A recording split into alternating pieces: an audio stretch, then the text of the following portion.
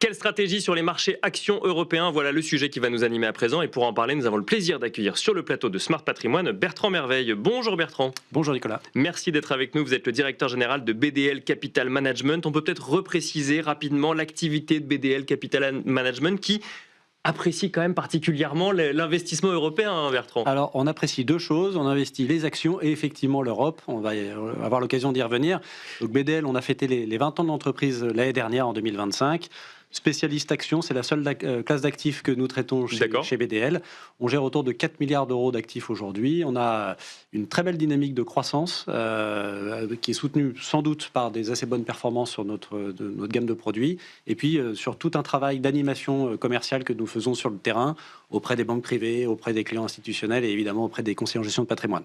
Et vous avez des convictions assez fortes sur les actions européennes qui d'ailleurs vous ont plutôt donné raison sur l'année 2025. Comment est-ce que vous regardez cette thématique d'investissement action européenne en ce début d'année 2026? Alors c'est vrai que 2025, on était très convaincus chez BDL du potentiel des actions européennes. Il y avait un certain nombre de critères qui étaient réunis qui nous laissaient entendre qu'il y avait vraiment beaucoup de potentiel. Il y avait une baisse des taux qui était déjà engagée, une inflation plutôt jugulée, et puis des niveaux de valorisation très bas après une année 2024 un petit peu plus difficile sur la classe d'actifs. Donc, évidemment, les investisseurs ont pu en profiter à travers les investissements, par exemple, chez BDL et d'une manière générale sur les actions Europe.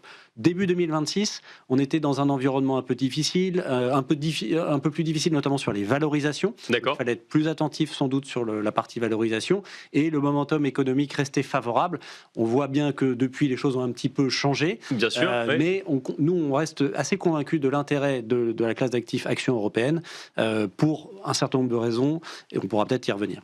Justement, on peut en parler, parce que c'est vrai que quand on regarde l'investissement en Europe ou sur les marchés actions européens aujourd'hui, on voit que d'un côté, il y a ce sujet de dépenses publiques et ces plans d'investissement qui peuvent porter la thématique. De l'autre, il y a un sujet de dépendance énergétique en lien direct avec les tensions géopolitiques qu'on peut voir et à l'heure actuelle le conflit au Moyen-Orient.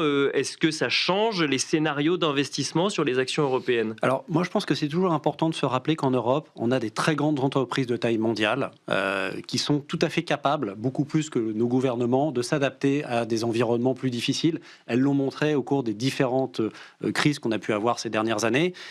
Donc nous, on fait très confiance en fait aux chefs d'entreprise pour s'adapter. Chez BDL, c'est vraiment notre message. On est proche des entreprises, on est proche des managements pour essayer d'identifier chez eux leur capacité justement à adapter leur business.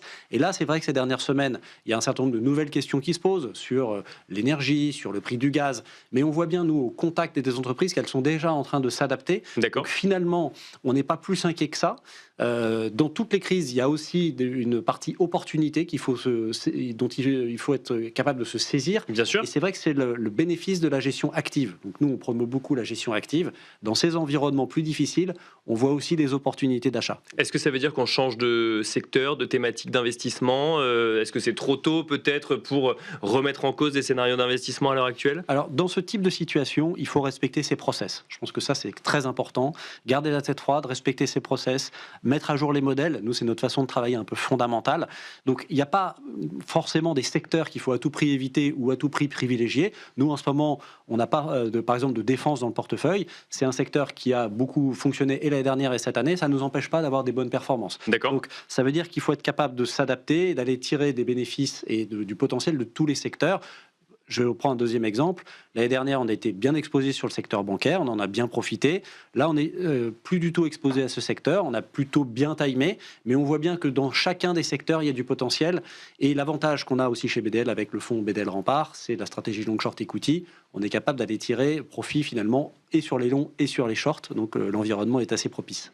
On est dans une émission qui s'appelle Smart Patrimoine. On est regardé par beaucoup de conseillers en gestion de patrimoine. Quelle stratégie de BDL Capital Management vis-à-vis des conseillers en gestion de patrimoine?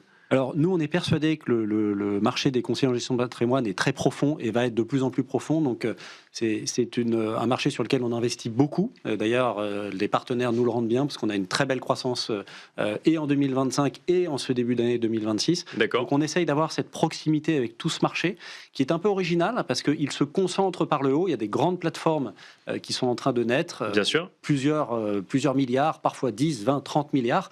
Donc il faut nouer des partenariats avec ce type de grandes plateformes, mais il faut aussi être capable d'adresser tous les CGP partout en France, puisque c'est une population qui grandit. Donc il y a de plus en plus de CGP, donc la dynamique est très forte. Donc nous, on va sur le terrain, partout en France, pour essayer de porter la bonne parole, et ça fonctionne plutôt pas trop mal. Et ça veut dire que leurs clients ont aussi des convictions sur les marchés européens, si je comprends bien, s'il y a cette entente entre BDL Capital Management et les conseillers en gestion de patrimoine. Bah écoutez, nous en tout cas, on motive nos partenaires et donc les épargnants européens et français d'être investis en actions. On voit qu'il y a un appétit quand même pour les actions qui est un peu plus important qu'auparavant. Nous, on prône la gestion active et à travers des fonds comme ceux de BDL, que ce soit BDL Rempart ou BDL Conviction, les Européens et les Français peuvent accéder à une bonne gestion de conviction en actions. Merci Bertrand Merveille de nous avoir accompagnés dans la première partie de l'émission. Je rappelle que vous êtes directeur général de BDL Capital Management et quant à nous, on se retrouve tout de suite dans Enjeu Patrimoine.